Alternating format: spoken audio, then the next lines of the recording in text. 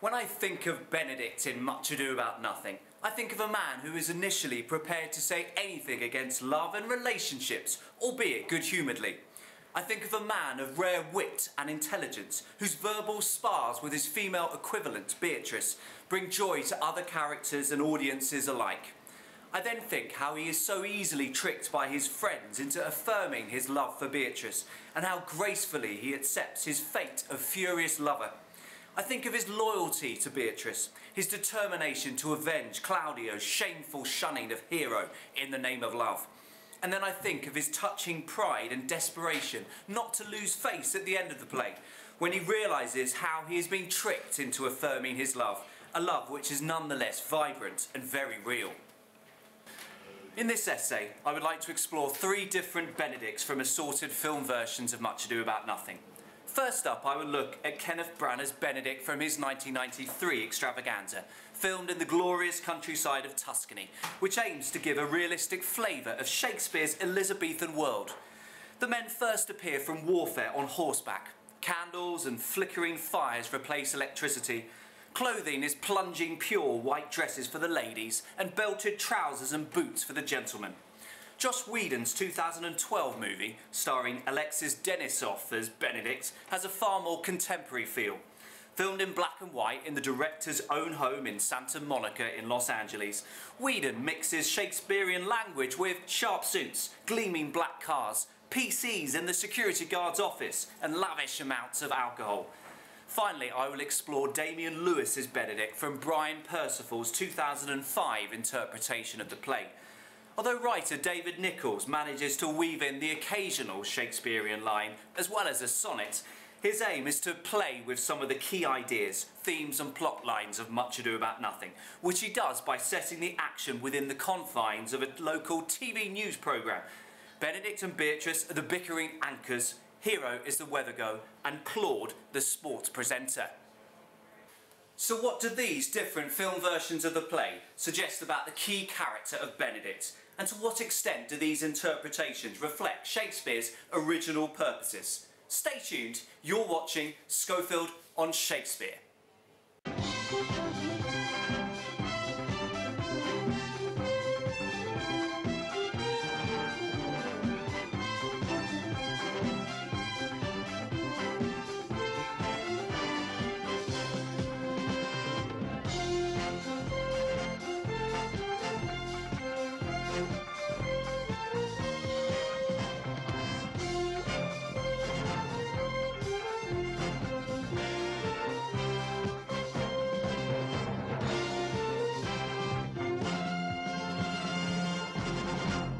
The opening to any film will set the tone for the rest of the production, and this is unquestionably the case in Branagh's exuberant introductory sequence.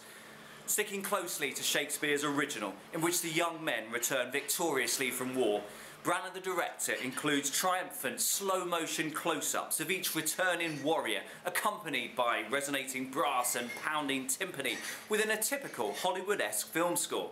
And so our first appearance of Benedict is...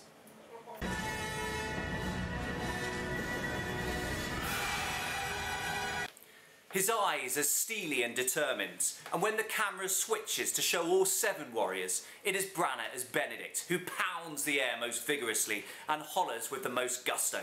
Is it me, or does Robert Leonard's Claudio seem a little self-conscious and sheepish? The director's aim is clearly to reflect the relief and sheer joy at returning home following a war in which few of any sort and none of name have been killed. First impressions of Branagh's Benedict are that he is one of a tight-knit group of virile fighting men who is nonetheless delighted to be back home. This infectious glee continues in the film as the men, who you might have expected to be filthy from their military campaigns but nonetheless appear immaculate, indulge in some playful communal bathing and washing, whilst the women do likewise.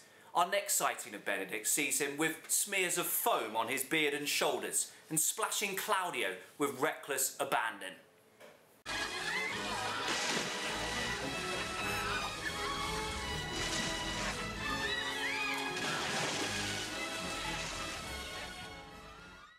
The tone and stage is set. Branagh's Much Ado About Nothing, of which his own character of Benedict will play such a major part, will be a production of fun, laughter and gay abandon, which no amount of bastard brotherly plotting will be able to sully. What a contrast to the opening of Whedon's 2012 production and our first sighting of Alexis Denisov's Benedict. We first just see his bare legs and his hand tossing away a bra as he reaches to put on his trousers. That complete, the camera abruptly cuts to a long shot of him brutally sitting on a chair close to a double bed where a woman lies, Beatrice, stirring yet apparently asleep.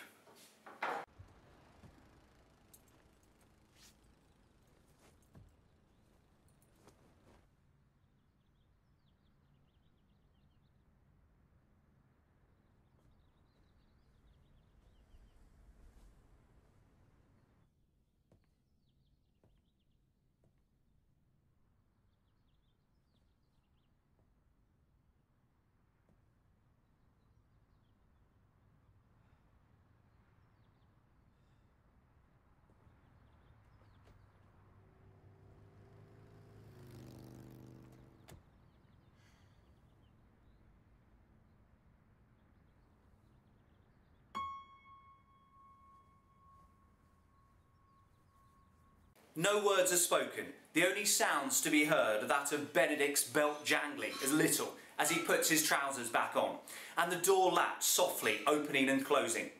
With Benedick's departure, Beatrice stirs, and the sudden, jarring, single piano note confirms the mood of tension lingering in the air. This looks like your classic morning after the night before, when sober awkwardness takes over from drunken sexual intemperance. Benedick pauses as if he wants to say something to Beatrice before deciding against it, and the result is a far more sombre start to the film and a completely different sense of Benedict as a character. Whereas Branagh's Benedick seems manly, part of a gang and fun-loving, the initial impression we have of Denisov's Benedict is of introspection and isolation. It is Branagh's production that sticks most closely to the spirit of Shakespeare's original in the use of a celebratory return from war. Nonetheless, Joss Whedon's opening is not just randomly plucked out of the sky, but is an interpretation of Beatrice's melancholy revelation to Don Pedro in Act 2, Scene 1 of Shakespeare's play. Benedick lent his heart to me a while, and I gave him use for it, a double heart for his single one, married once before he won it of me with false dice. Although there is no explicit reference made to a past sexual relationship, Beatrice's figurative reference to false dice suggests she feels that she was hurtfully tricked by Benedict in the past in a matter of the heart of love, which of course may or may not have had a sexual dimension.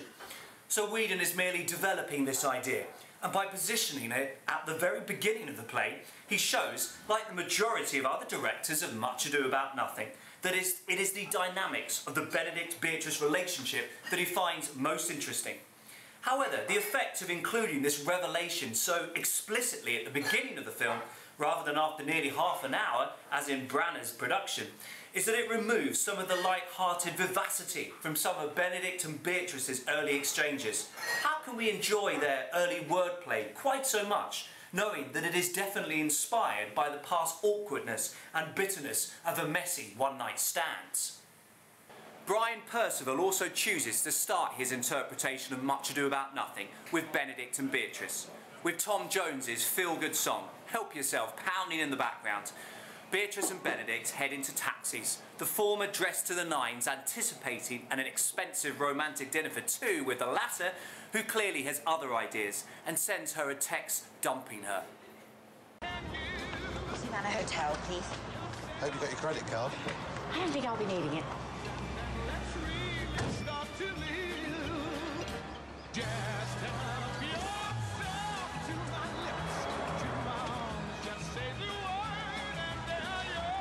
Careful, please. Just help yourself to the love in my heart. Your smile has opened up the door. God made us world that exists in the world to never find what I can give. So help yourself to my lips, to my arms, and then let's really start to live. Just help yourself to my lips, to my arms. gentleman said to tell you, no hard feelings. Thank you. Thank you very much. The presentation of champagne by the waiter, accompanied with the message, "The gentleman said to tell you, no hard feelings," is so appallingly crass that, combined with the memories of the previous upbeat music, there is only a momentary disruption to the generally positive mood of the film. However, Damian Lewis's Benedick comes across as extraordinarily insensitive, far more a one-dimensional, ruthless womanizer than his more subtle counterparts, and so is arguably a less interesting, although thoroughly entertaining character. In Shakespeare's original version, Benedick's earliest lines in Act 1, Scene 1 see him involved in a verbal skirmish with Beatrice. In Branner's production, their dispute is loud and pointed, takes place in a public courtyard, and quickly gains the interest of their friends and family. I wonder that you will still be talking, Signor Benedick. Nobody marks you. What, my dear Lady Disdain? Are you yet living? Is it possible Disdain should die while she had such meat food to feed it as Signor Benedick? Courtesy itself must convert to disdain if you come in her presence. Then is courtesy a turncoat. But it is certain I am loved of all ladies, only you excepted, and I would I could find in my heart that I had not a hard heart, for truly I love none. A dear happiness to women. They would else have been troubled with a pernicious suitor. I thank God and my cold blood I am of your humour for that. I had rather hear my dog bark at a crow than a man swear he loves me. God keep your ladyship still in that mind, so some gentleman or other shall scape a predestinate scratched face. Scratching could not make it worse, and for such a face as yours were. Well, you are a rare parrot teacher. Both Benedict and Beatrice are verbally agile and are quick to react to each other's taunts and twist each other's language. In this extract, Benedict suggests that Beatrice is aristocratically brilliant at looking down on people when he addresses her as Lady Disdain, a dubious compliment if ever there was one. Beatrice takes up the theme of disdain and hyperbolically explains that Benedict needs to be looked down so much that he would even make the abstract concept of courtesy disdainful. Benedict's response is to brand courtesy a turncoat, a traitor, for morphing into disdain and losing its innate characteristics just because he is present. Following an adamant statement from Beatrice that she abhors the thought of a man expressing his love for her, and because she is addressing him, the implicit suggestion is that she would particularly dislike this man being Benedict. Benedict plays on her preference for her hearing her dog bark at a crow by crying, "God keep your ladyship still in that mind, so some gentleman or other shall scape a predestinate scratched face." This comment develops Beatrice's imagery by suggesting that she herself is more like a bird than a well-respected lady from the upper echelons of society. Any encounter between her and a gentleman would leave the latter with a guaranteed scratched face. Shakespeare's dialogue suggests not only that Benedict and Beatrice profess to dislike each other, but that they are extremely intelligent, quick thinkers. It takes great dexterity of mind to absorb an insult, repackage it, then send it back to its sender. But both Benedict and Beatrice are proficient at it. Furthermore, the presence of numerous other characters on stage, including Don Pedro, Claudio, Hero and Leonato, and the latter's earlier description of there being a kind of merry war between Signor Benedict and Beatrice, suggests that these are public disputes that everyone is well used to and actually enjoy. Leonato's oxymoronic phrase, merry war, implies that although their disagreements seem incredibly serious and harmful, beneath the surface there lies no real malice.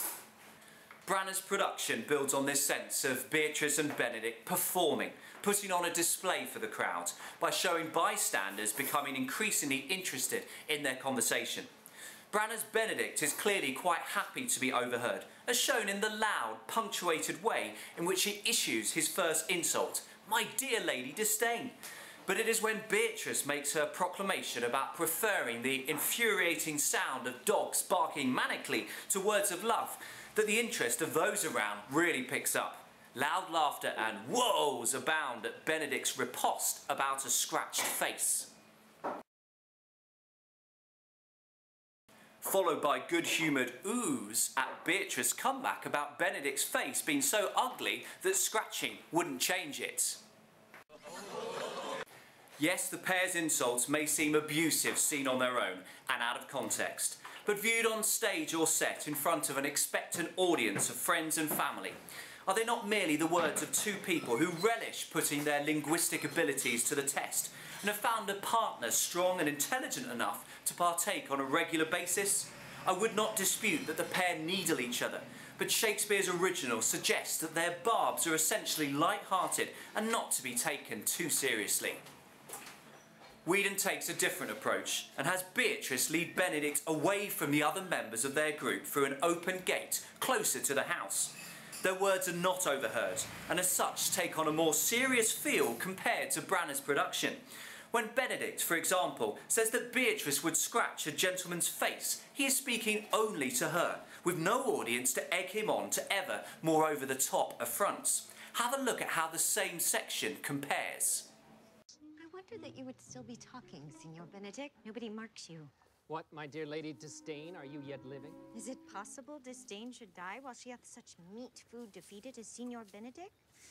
Courtesy itself must convert to disdain if you come in her presence. Then is courtesy a turncoat? But it is certain I am loved of all ladies, only you excepted.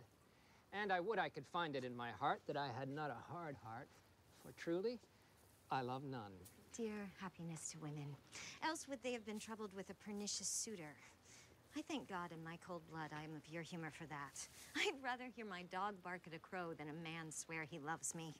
God keep your ladyship still in that mind, so some gentleman or other shall scape a predestinate scratched face. Scratching could not make it worse than 'twere such a face as yours were. Well, you are a rare parrot teacher. Without an audience to help set the tone of the exchange, the mood is tense, on edge. Comments are generally made with the speaker looking away from the other. The pair are incredibly reluctant to make eye contact. Whedon is clearly building on the opening sequences of his film, in which he showed Benedict getting dressed following an ill-conceived night of passion with Beatrice. Such a liaison has left unresolved questions in the air, a pervading sense of bitterness on both parties. Whereas Branagh's Benedict comes across as brash, loud, and yes, mildly irritated by Beatrice, Denisov's Benedict is quieter, more restrained and more cynical. With Benedict being such a key character in the play, his demeanour affects the mood of the whole, resulting in a darker Whedon production and a far more light-hearted feel to Branagh's. Brian Percival, like Branagh, elects to stage Beatrice and Benedict's opening exchanges in public. Following the death of Beatrice's co-anchor from Wessex Tonight, the producer, Leonard, Shakespeare's Leonato, tells her that he will be bringing in Benedict as replacement. Leonard knows full well that this will initially upset Beatrice. She reacts furiously by describing him as the one man in the world you know I hate, but he justifies it on the grounds of it being a dog-eat-dog world of local regional news, and the programme needing that frisson. And so the first time the two get together on the TV sofa, sparks fly. Take a look. Hope you're going to be gentle with me tonight. Oh, you're not scared. Just over 1 minute, everyone. Well, you did nearly kill your last co-presenter. That was justifiable homicide. So did you miss me then? You were all I thought about. Sorry, am I tugging it too hard? You know, tug harder if you want. Oh, dear. Do you need anything, Beatrice? A short length of lead pipe. 1 minute then, everyone.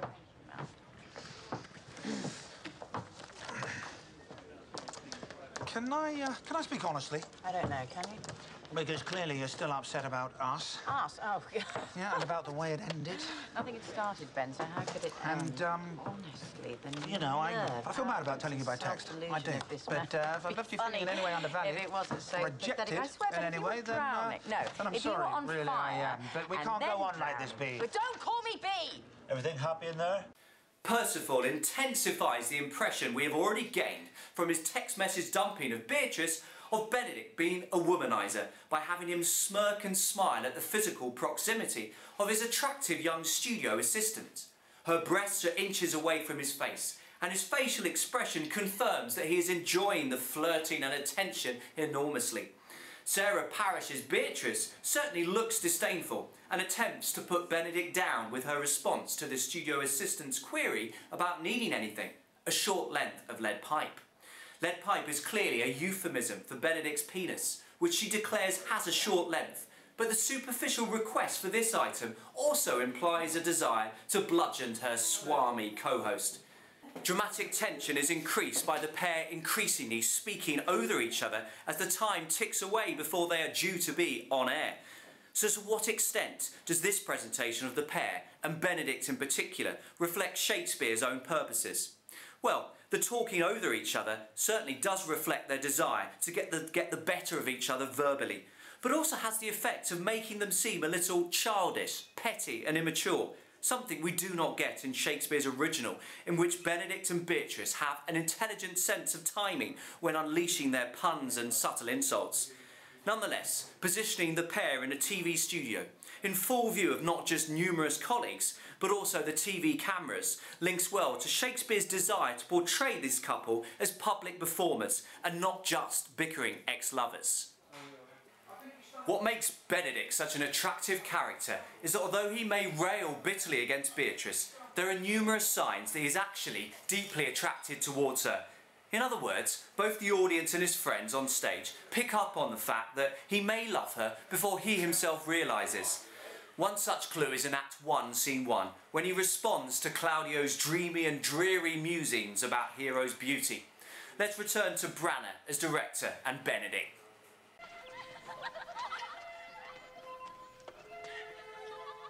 In mine eyes, she's the sweetest lady that ever I looked on. I can see yet without spectacles, and I see no such matter. There's her cousin, and she were not possessed with a fury. Exceeds her as much in beauty as the 1st of May doth the last of December.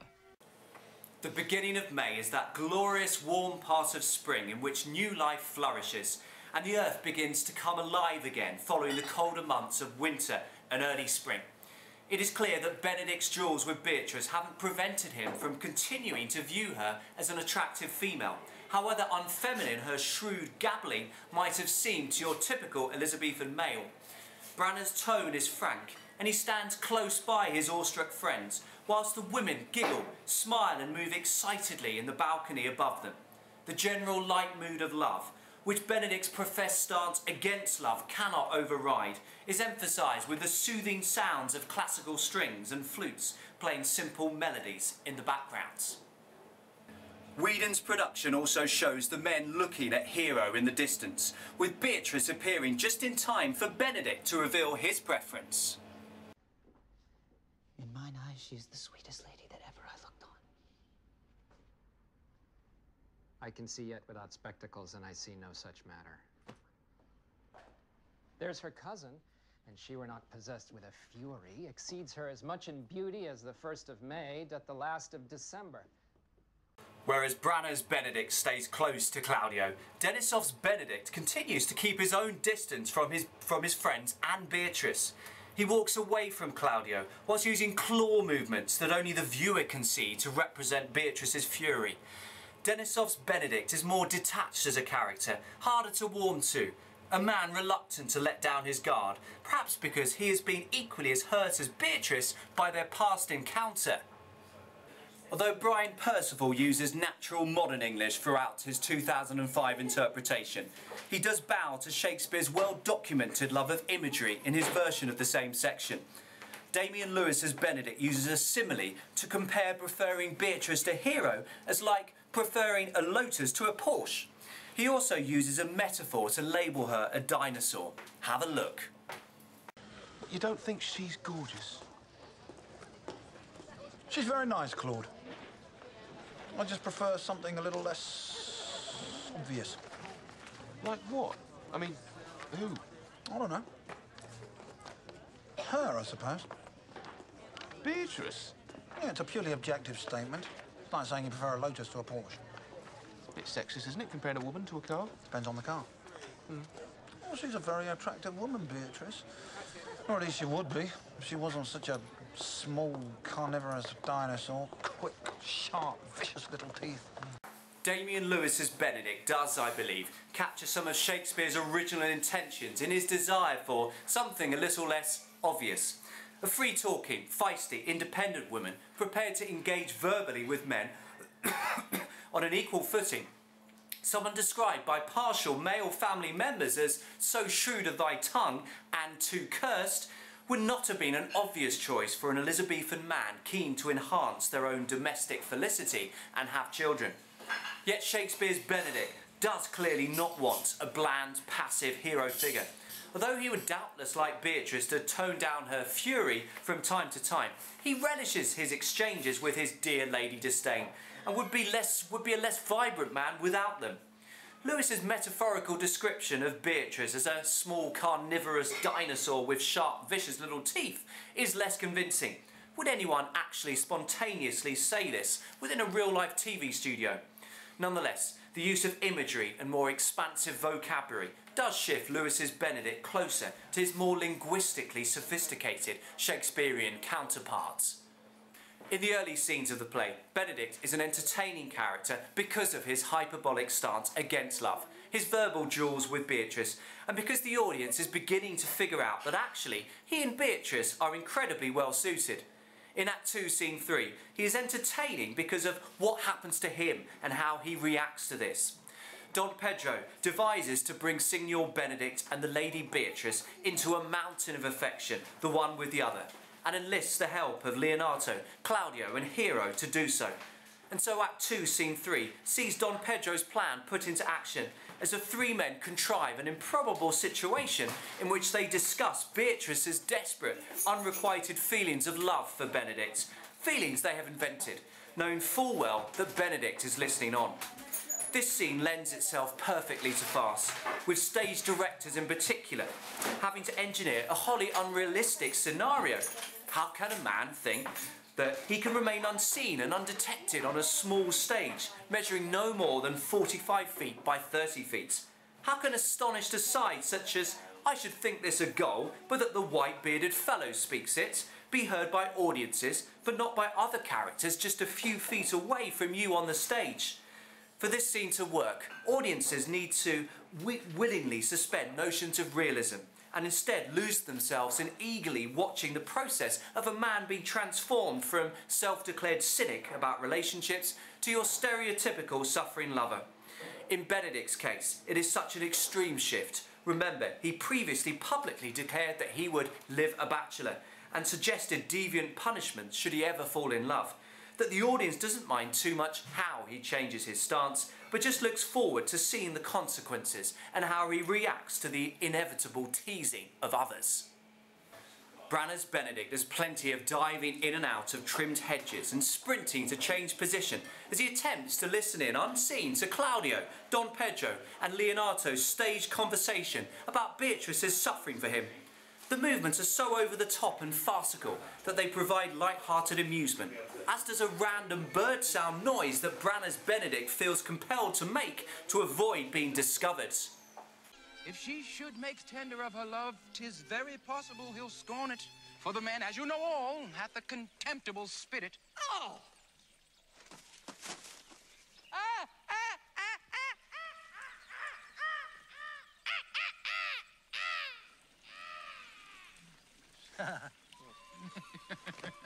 In this extract, Benedict is successfully and comically able to morph his "that's so unfair" O sound into the cawing of a tropical bird, but it is unsurprising that he is unable to stop himself indignantly crying out against Don Pedro's description of him having a contemptible spirit, given that he himself aimed a very similar criticism at Beatrice when he labelled her "my dear Lady Disdain."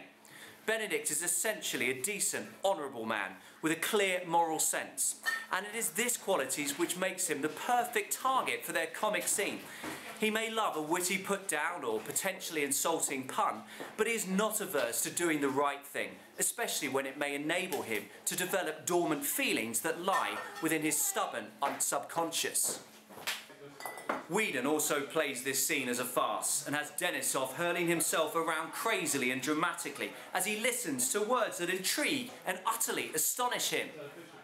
Has she made her affection known to Benedict? No, and swears she never will. That is her torment. 'Tis true, indeed. So your daughter says, shall I, she says, that so oft encountered him with scorn, write to him that I love him? Benedict even tries to cover his face with a broken-off branch of leaves in an attempt not to be recognised and to enable him to continue to eavesdrop on what is becoming a revelatory bombshell. This is clearly unrealistic. No man in his right mind would conceive not being spotted in such a position. but fits in with the light-hearted feel of a Shakespearean comedy. We, the viewer, can share Don Pedro, Claudio and Leonato's amusement on stage through dramatic irony and have a hearty laugh at Benedick's expense. Brian Percival also uses slapstick comedy in his BBC modern interpretation of the play. Benedick is goaded to come into the TV set, where he overhears his work colleagues talking about Beatrice's feelings for him. Damian Lewis's Benedick is equally flabbergasted as Branner's and Denisov's by the revelations, and is desperate not to miss a single word, even if it results in him falling flat on his face. So, why hasn't she said something? What's the point? You know what a clown he is. He'll just laugh at her and bang on about how he needs his space. I love Ben, but at the end of the day, he's just not that bright. Well, I think he's mad not to see it. She's smart, she's funny, she's incredibly intelligent. About everything except loving Benedick. She's very sexually attractive. Good. No, it's true. She's a beauty. I tell you, if I was 5 years younger... 5 years?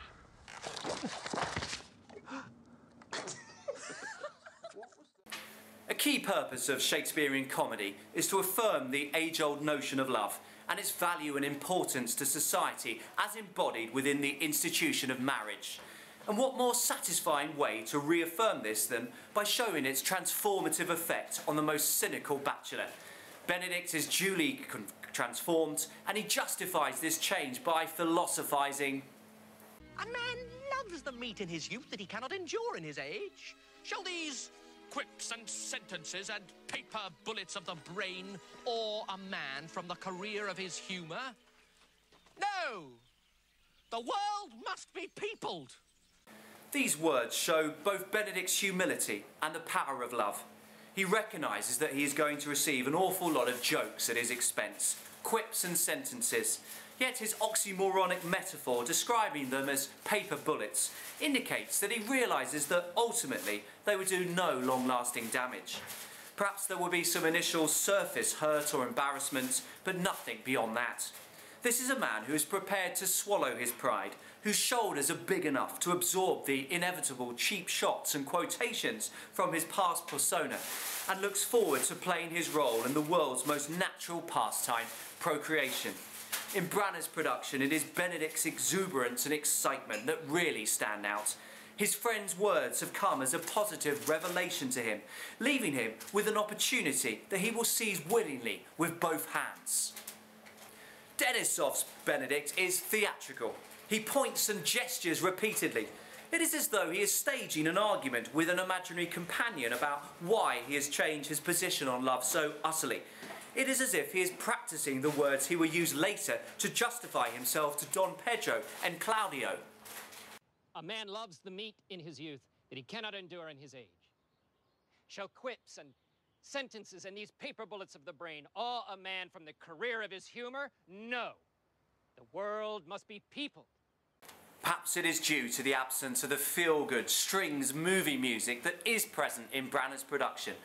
Perhaps it is that the director never quite captures the camaraderie and bonhomie that you would expect between men that have bonded away at war and have all safely returned, as is Shakespeare's scenario. Yet somehow I find it harder to warm to Denisov's Benedick, and I feel that Shakespeare wanted us to warm to Benedick far more than, say, either Claudio or Don Pedro, who never quite recover from their shameful shenanigans towards Hero. And this means that we are not quite as excited about the prospect of a future relationship with Beatrice as we should be. Damian Lewis's Benedick does have a certain curious charm, in spite or perhaps because of his blatant womanising and ludicrous vanity that has been amplified by his success in the world of regional television. He talks of there being some fun at my expense, but justifies himself by saying, "Love's just one of those things a man grows into, like jazz and olives."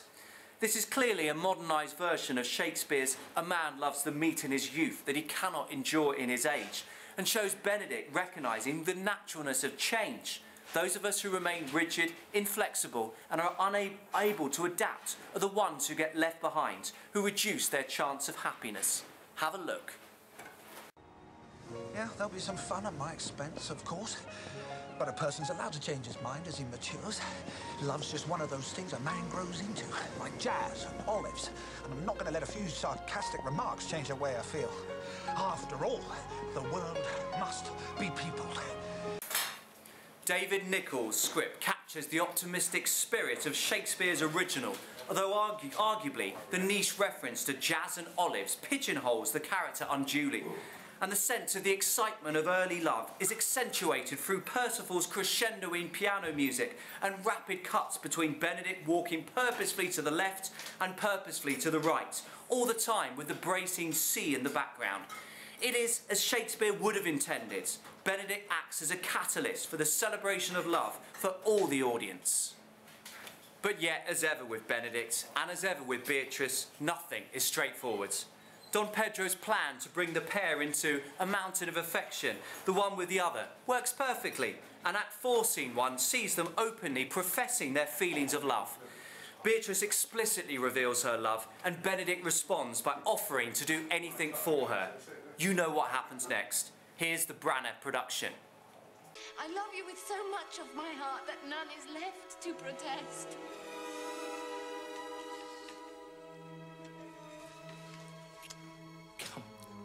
Bid me do anything for thee. Kill Claudio. Not for the wide world. Just minutes earlier, Claudio has wrecked not only Hero's wedding day, but arguably her entire life, denouncing her with an appalling tirade of misdirected and unfair abuse, resulting in her subsequent collapse and assumed death.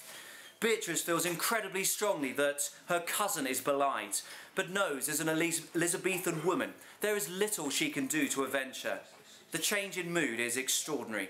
Following Beatrice's avowal of complete love and devotion, Branagh the director includes an enormous snog, which is accompanied by the most romantic Spielberg-esque orchestral phrases. Branagh as Benedick's eyes are shining with joy as he asks Beatrice on the spur of the moment to name her commands, which she speaks slowly, precisely, with her eyes staring straight into Benedick's to show her serious intent. Kill Claudio. Benedick's refusal is sad and resigned, and preceded by an exhalation of breath. His love remains strong and unwavering, but at this point he cannot contemplate taking on such an out-of-the-blue decree for death. Joss Whedon also includes passionate kissing following Beatrice's declaration of love, and we are similarly left in no doubt as to the authenticity of Benedick's feelings for her. Not only does he kiss and embrace with the intensity you would expect from rekindled love, but he speaks slowly with furrowed brow, his voice quivery with underlying deep emotion. I love you with so much of my heart that none is left to protest.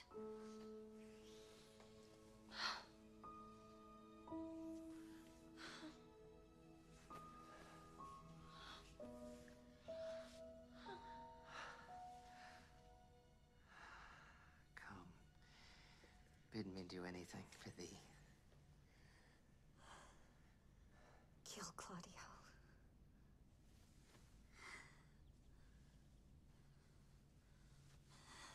Not for the wide world. Following Beatrice's command to kill, the pair loosen their vice-like grip on each other, and Denisov's Benedick moves backwards to look into his counterpart's eyes to check whether she really means what she has just said. Whereas Branagh's Benedick's eyes were sad and open, Denisov seems shocked and morally shaken by the import of what Beatrice has asked him to do. Once more there are hints of Denisov's stiffness and detachment as Benedict. The shock of the request leaves him responding not for the wide world, with an inflexibility and lack of empathy that contrasts with Branagh's warmer rebuttal. In Percival's adaptation, the script also moves from the orgasmic high of open declarations of love to the shocked low of a passion-killing, sudden call for the ultimate act of violence. Beatrice first apologises to Benedict. He's caught her at a very unhappy time, before changing tracks and saying that she loves him so much she can hardly breathe. Lewis's Benedick looks almost a little embarrassed, but then has to respond. Then I'm sorry. What are you sorry for, Beatrice? You've caught me at a very unhappy time. I was about to say I loved you too. Well, say it then. I love you so much. I can hardly breathe.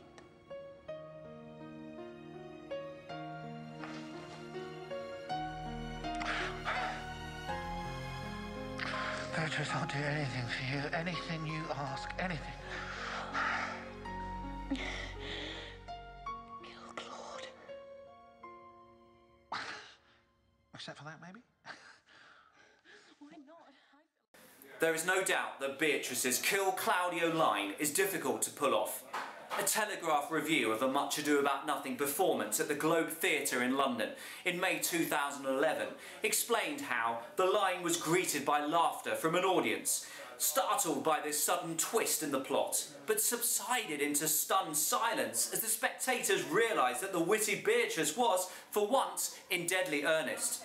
However, Lewis's Benedick's attempt to brush off Beatrice's commands with the nervous laugh and jocular, except for that maybe, hints at a flippant insubstantiality of character that is not present in the original.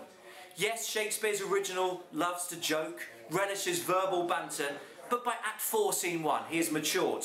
The initial pangs of love left him avoiding banter altogether in Act 3, Scene 2, whilst he has clearly been shocked to the core by Claudio's accusations in this scene. First he says that, for my part, I am so attired in wonder, I know not what to say, and then solemnly vows to Leonato to deal in this as secretly and justly as your soul should with your body.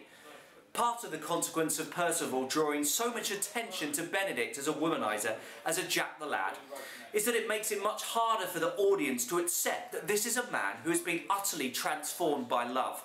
Are we really convinced that Lewis's Benedick's love for Beatrice will be everlasting on this occasion? That at some point in the future he won't whip out his phone to send her a text terminating their rekindled relationship? Damien Lewis's Benedict, even during his declarations of love, seems far more, well, shifty and less to be trusted than either the open and warm-hearted Branagh or the more intense, introspective Denisov creation, and as a result is less faithful to Shakespeare's original intention. In Act 5, Scene 4, Benedict sheepishly entreats Friar Francis to marry him to Beatrice, but to paraphrase Lysander's famous quotation from A Midsummer Night's Dream, the course of true love never did run smooth, especially when it involved two such contrary characters such as Benedict and Beatrice. Faced with a public audience, each character is reluctant to be the first to admit their love, and so lose face in front of their family and friends. You do not love me? No, truly, but in friendly recompense. Come, cousin, I'm sure you love the gentleman. I'll be sworn upon it that he loves her, for here's the paper written in his hand, a halting sonnet of his own pure brain fashioned to Beatrice. And here's another. Written in my cousin's hand, stolen from her pocket, containing her affection unto Benedict. Branagh brings out Benedict's vulnerability here and highlights his transformation in the touching description for his feelings of love to be reciprocated. Married in real life to Emma Thompson's Beatrice at the time of production, he falters as he asks the simple question, "You do not love me?" before crying out in frustration following her coy rebuttal. Yet just as Benedict and Beatrice's early verbal skirmishes were enjoyed by family and friends and played out in public, so Branagh the director shows the gathering laughing merrily at the pair's behaviour. Brian Blessed's Antonio in particular. Is there an actor around with a jollier laugh?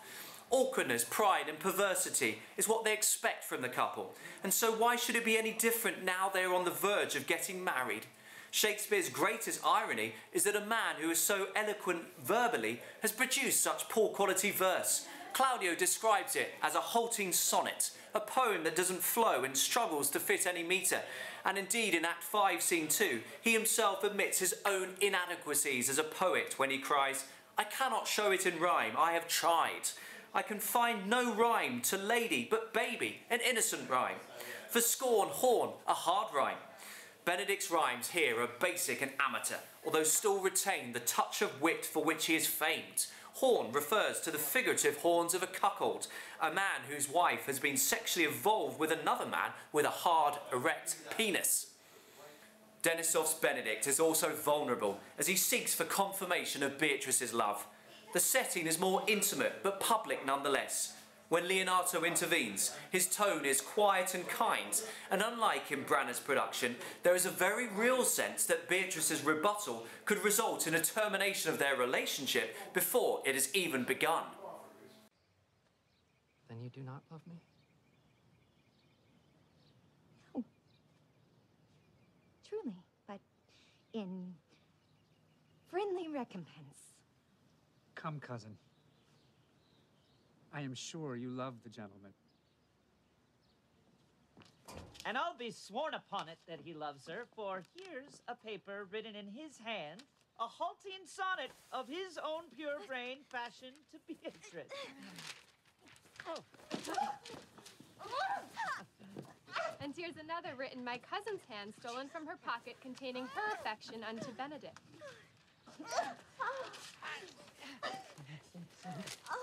Claudio's tossing down of Benedick's sonnet saves the day, though, and Whedon beautifully shows the natural intimacy that already exists between the stubborn pair in the way Denisov's Benedict holds Beatrice's stomach. This is ostentatiously to stop her from catching and reading his verses, but it also has the effect of bringing the pair physically together. As Beatrice eventually reads the sonnet, she gasps in almost orgasmic pleasure, and the closing shot of the section I have chosen shows the pair utterly at ease with each other and delighted to have found an excuse which means they can no longer deny their true feelings of love. The closing stages of Percival's modern-day adaptation of Much Ado About Nothing see Beatrice positioned once more in the posh restaurant which she headed to in such high spirits at the beginning of the film, only to receive a text message from her lover terminating their relationship. She is first to arrive and looks beautiful and poised in a simple black dress and a lovely necklace. Benedick enters and asks whether anyone is sitting in the seat opposite her. Her response is the apparently standoffish, "Well, actually, I'm waiting for a friend."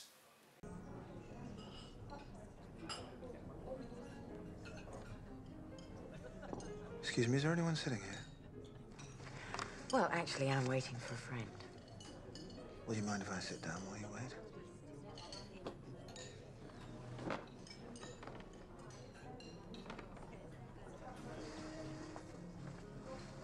So, am I late?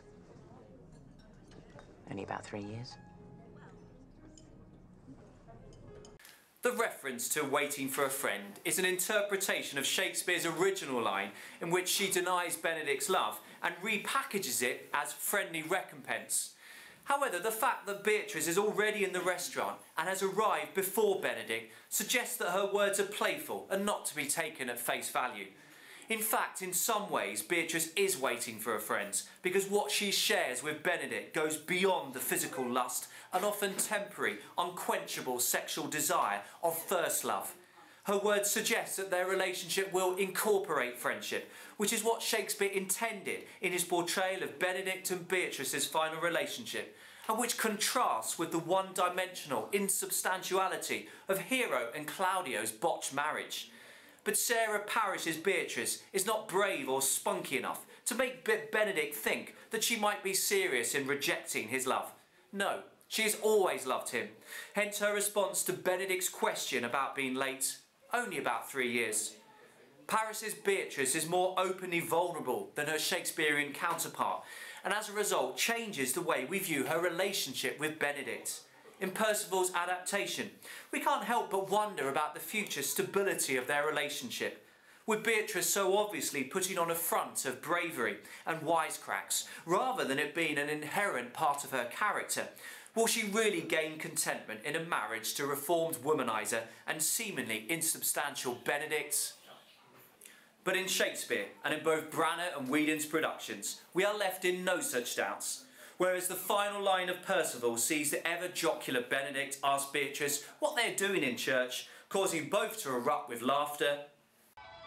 Remind me, what are we doing here? I have absolutely no idea.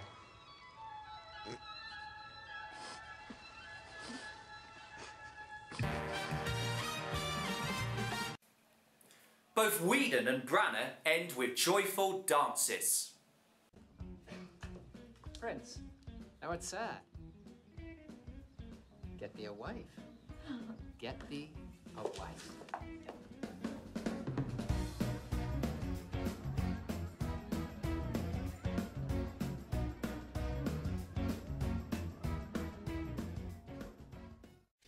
Strike up, pipers!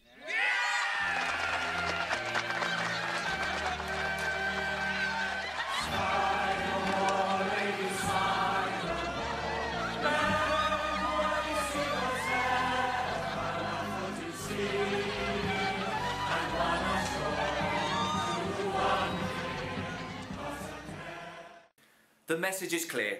Love is to be celebrated, and what better figures to celebrate it with than those two people brought together in spite of their best efforts by genuine feelings and the help of friends and family, Benedict and Beatrice.